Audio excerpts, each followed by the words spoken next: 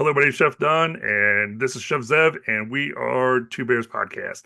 And today we're going to be hopefully talking about all things culinary.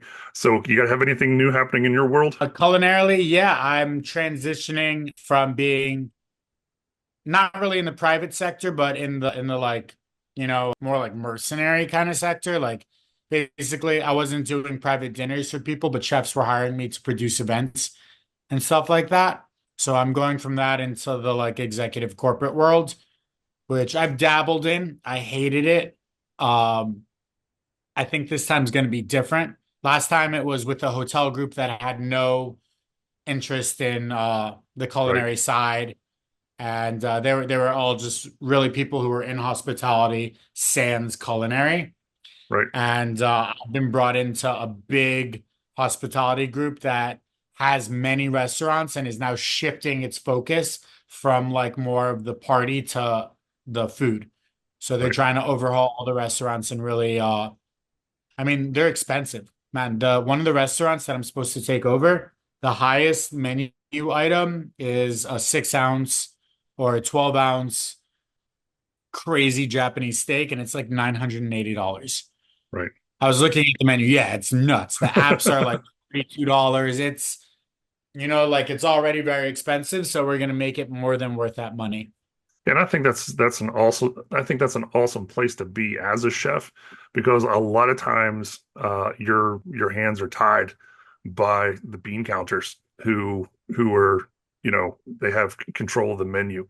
And I think one of the things, and through my culinary career, that I see happen is I see really good, really talented chefs hamstrung by ownership. And the fact that you're in this restaurant group and you're given the reins to basically be able to influence what goes on the plate, I think is a very special place to be. It is. I'm extremely blessed. The job that I've just taken, if it plays out the way that it's supposed to, is my dream job. Right. It's over 25 restaurants and plans to expand all singular restaurants into multiple branch restaurants Right. and open new concepts. The VP of culinary is Dan Peretta, who is a legendary chef, worked for Alinea for 12 years as their corporate chef. He got the stars in Royster and Aviary, I think. All right. Like he was the executive chef at those, and he's one of my best friends, and he loves my food, and I love his food, and together we're gonna do menus for like 35 restaurants. It's Right. amazing. And I'm down to, I think they're based on the menus I read at, they told me they run at like 26% food cost, which is nuts. Right. I'm not sure how that's possible with so many high-end items, but I'm trying to stay under that 30 margin and just introduce some more technique and finesse into everything Right. and hopefully inspire people. I think a lot of the menu items have been there since opening, Right. and people who've been working there have been doing the same thing over and over. And I'm gonna try to inject some energy into there. So whenever I'm looking at restaurants and I see that food cost at like the 26 or 28 mark, the one thing that I always look at is labor. So because usually that's your offset. If your food cost is down, your labor's going up. If your labor's up, your food cost is going down. So that's like one of those things that I'm always looking at the books at. I didn't see the books, so I just did a trial. I mean, I did a tasting, and they're very happy, and they're giving me an offer. But the chef who was in charge of the books was talking to me and telling me, and that's how I know that that's what he's saying, that their Right. food costs. That I saw a lot of people.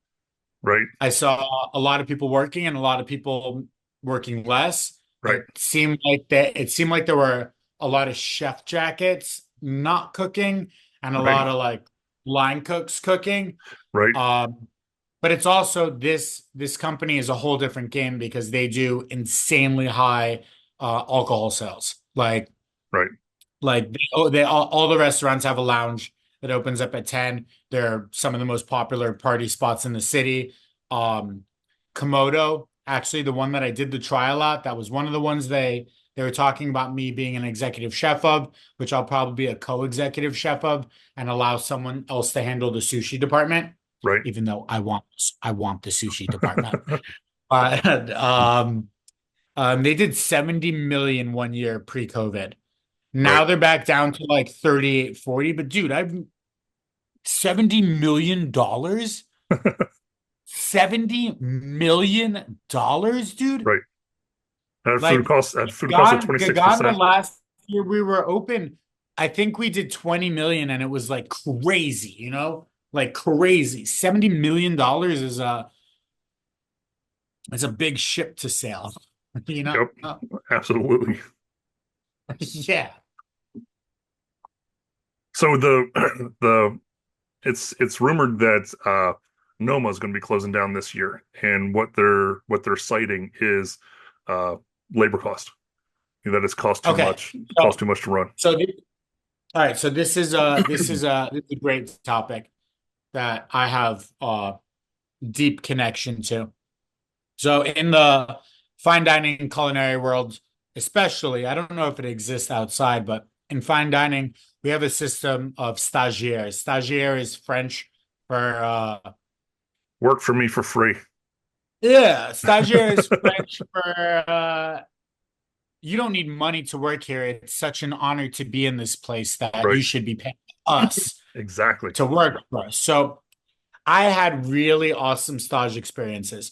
I staged at Nam, which is David Thompson in Bangkok, uh, one of the one of the premier Thai restaurants in the world. I'm not going to say one of the best because it's a British chef and um, there's a lot better Thai restaurants out there, but he brought a level of technique that they were unfamiliar with and applied it to them. So I got to stage there. I staged at Ga, where I ended up being a chef de partie. I staged at Gaghan, where I ended up being like a real chef. Um, I staged at Alter, but they paid me because in America they couldn't get away with it. So when you stage most of these places, you apply for a stage or for an internship, and normally they'll give you housing and they feed you while you're in the restaurant. They don't pay for your meals outside, but you get staff meal when you're in the restaurant.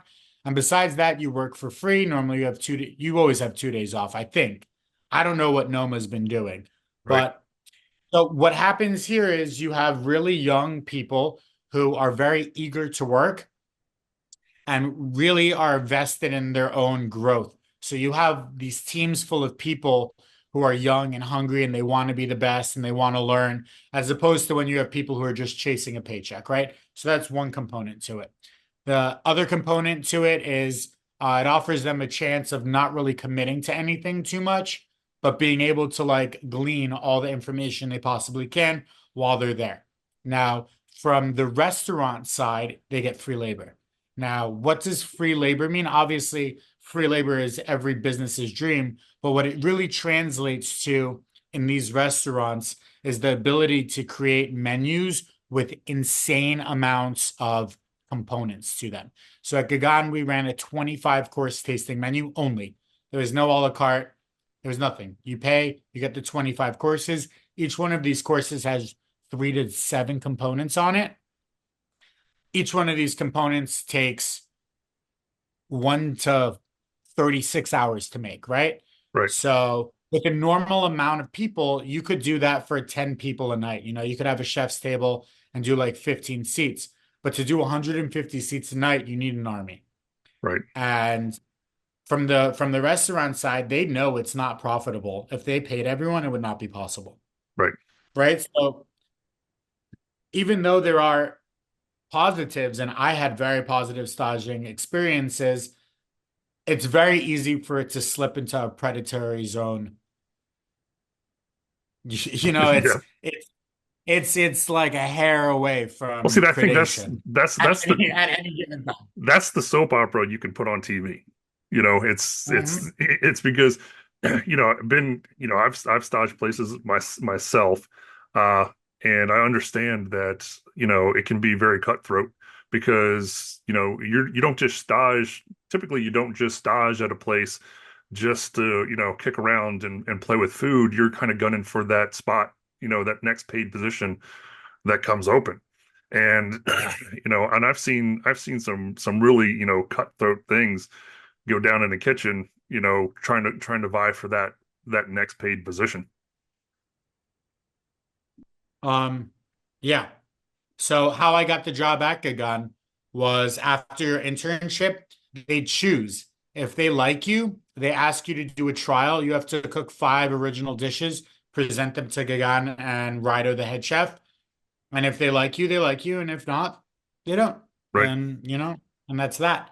And it's very coveted. It's easy to get jobs in a lot of places. It's not easy to keep them, but in these like world 50 best top 10 restaurants, it's always a fight.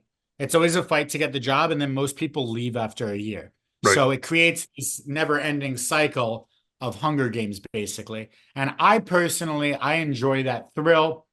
I like it. I think that I think it's okay to do. I think they should be paid. I think they don't have to be paid full time because right, they're not doing full time work. They're doing much lower quality work in order to set up the success of the restaurant. I think there should be better benefits packages. I right. think that they should be nice places to stay. They should be treated well on their days off. They should have like a stipend or something. I think there's ways to work it out. Now, I have not been to Noma. I know people who've worked at Noma. I've worked for people who worked at Noma. Garima Aurora worked at Noma, and I know a lot of people who've staged at Noma. Now, Noma, I don't want to talk shit because I've never eaten it. And Noma was actually one of the restaurants that got me into all this. I saw they served live ants on raw meat, and I Right. was like, oh, let's do this, Right. Uh, Rene Redzepi has always been an idol of mine culinarily. I don't know him personally, so I can't speak anything to that.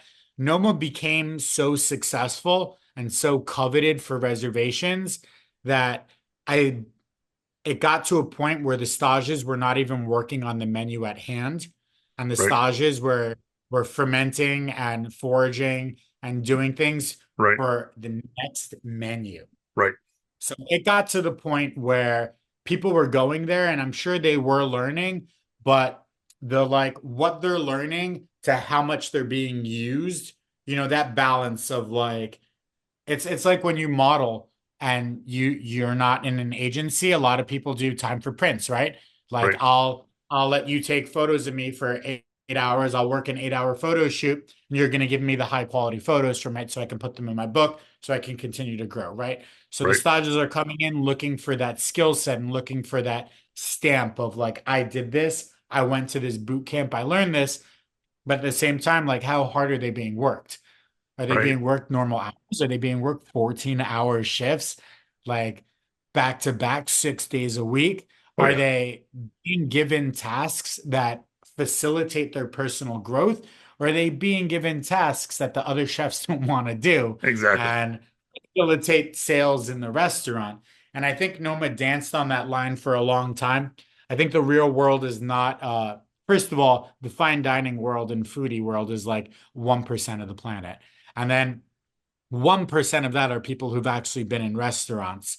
So all of this has been happening for a long time, but it's never really been exposed. But I think Noma got to the point where they grew so much from where they had started culinary wise and the amount of labor that it takes to now maintain what they're doing because they're like bleaching bones to make plates and stuff now, Right. like the amount of labor it takes to get to where they are is starting to be a little cringy. Right. So And it's, it always goes back to, what is the purpose of what we do, why we do it.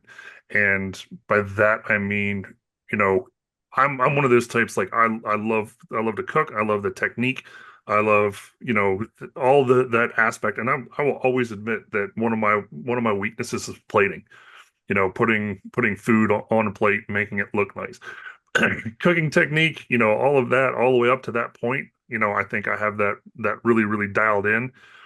So, in my restaurant, how far do you want to go pushing those, peripheral aspects of presentation? So that goes into another subject that kind of just transitions really smoothly because we're still talking about these fine dining restaurants. Um, Now I think we're moving into like extraneous plating and like this is now theory, right? Like we were talking practical, the execution, all Right, that. Then now we're moving into theory and I think before Instagram and social media and before, before all of that, the only way that we saw food was if you went to the restaurant right, or if you read cooking magazines, you know? And just for everybody who's listening or watching, most of the food you see in photo shoots is fake. Most of the food pictures you see is fake. I'm an expert at food styling, which is right, not cooking, and it involves really undercooking things so that they hold their shape better right. and brushing everything with oil and putting food coloring and dyes into things and using oil specifically in ways that you would never want to eat them and creating plates of food that are completely inedible but look really beautiful. There was Um, there was once a food stylist I was talking to, and she was saying about, when they would do turkeys, they don't actually cook the turkey, they just brown the skin. And, and yes, and so she was saying, like, so what we would typically do is put a whole bunch of paper towels underneath the skin, so that way you give it, structure to really dry on. And she goes, one yes. day she was in a pinch, and so she grabbed these paper towels and she's shoving them in there. And when she browned the skin, she noticed that the paper towels had little blue flowers, and all those little blue flowers like transposed And food through the skins. So the turkey, she got the nicest turkey of all time. That's impossible to eat and impossible to make. exactly. So it was a Yeah. beautiful turkey with all these tiny little blue flowers over the top of it. So now we moved into this zone where people think that restaurants are amazing because of what they see in pictures and videos without even tasting it. I've had many, many cooks ask me, "Is it true this place is the best in the world?" Like this, Right, and I always say to them, I can't answer that. I haven't eaten there, I've right, only seen the photos, and you can't eat photos. And I do food TV, and one of the most fun things about food TV is like when I go on Reddit and I see people like talking shit or praising food that's made on TV, man, none of you know anything. Like you can't eat it. You can't right, eat it through the TV. So we've moved into this zone where plating is like the most important thing ever because you can have the most delicious dish in the world, but only the people who eat it know that. Whereas right, if you have the most beautiful dish in the world, everyone on the internet knows. right, They don't know that it's the best, but they know that it's really pretty and they want to try it. And what this did was it created this focus on aesthetic plating, sometimes superimposed over technical cooking. right. So you have this really big focus on flowers, right? I did my tasting yesterday with no flowers. I Beautiful. ordered a bunch of flowers, and then one of the chefs was like, I was like, yo, these flowers are kind of shitty. And one of the chefs was like, yeah, corporate hates flowers anyways. And I was like, they do? No flowers, no Right. cress. Awesome. Half the product's dead when it gets to you. A quarter of the product dies overnight, Yep. and it tastes like you're eating grass. So I think that when you say that you have problems plating or putting it on the plate or whatever, that's a modern problem, and that has nothing Right. to do with real food. That has to do with translation and interpretation and the internet, really. But I think a lot of the times people should take a step back, and when you see something on Instagram that looks amazing and there's so many flowers and it's so bright and like the colors have so much contrast, you know what? Before you judge it, before you send that picture to your friends and everything, you should really try it because I've been to a lot of Michelin restaurants where there was a lot of plating and it was empty. Right. It wasn't really great food. But it looks so cool. Thank you for tuning into Two Bears Podcast. This recording was well over an hour and a half long, so we broke it up into three segments. So please stay tuned for further releases.